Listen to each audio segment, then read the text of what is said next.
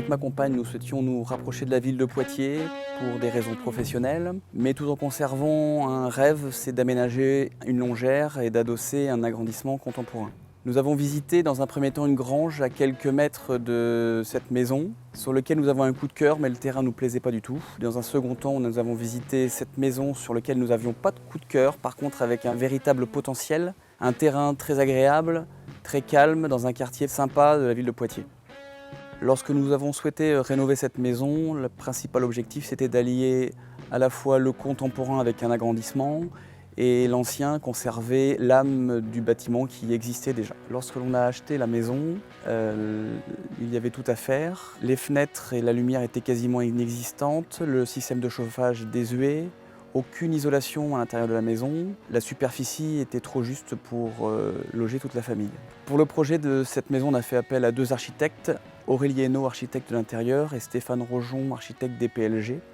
Ils nous ont suivis tout au long du projet en partant du plan général de la maison.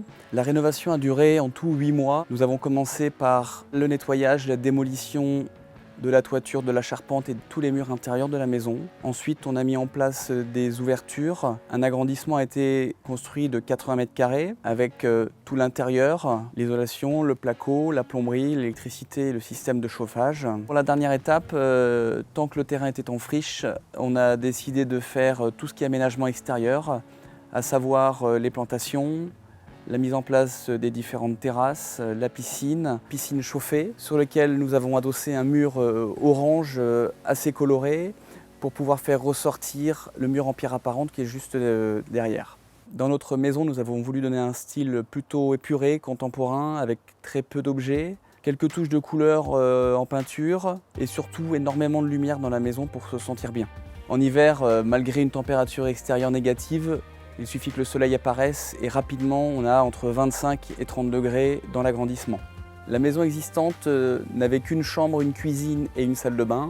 Nous avons fait le choix de bien séparer tout ce qui est pièces de nuit et pièces de vie. Donc les pièces de nuit sont restées dans la longère et toutes les pièces de vie, dont l'agrandissement qui est bercé par la lumière.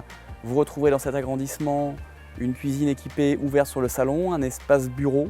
L'idée surprenante d'un bureau en plein milieu du salon, j'avais souhaité qu'il soit près de ma famille et avec encore de la lumière et une belle vue. Là où je suis extrêmement fier, c'est une cave avec un ascenseur monte-charge.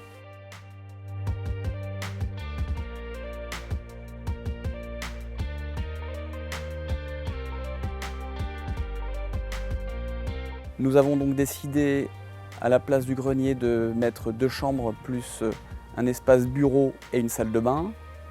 Et ensuite au rez-de-chaussée, remplacer la cuisine et la chambre qui existaient par une salle de jeu, une suite parentale.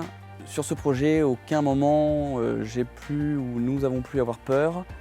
Les artisans avec lesquels on a travaillé, les architectes, sont des gens et des entreprises très sérieuses. Donc on a cru en eux dès le départ. Et le projet a pu se faire en 8 mois sans aucune difficulté. Nous sommes extrêmement fiers avec ma compagne du résultat final de la maison, qui a su conserver l'âme de la longère tout en innovant avec l'agrandissement et tout le système qui a été inclus dans la maison.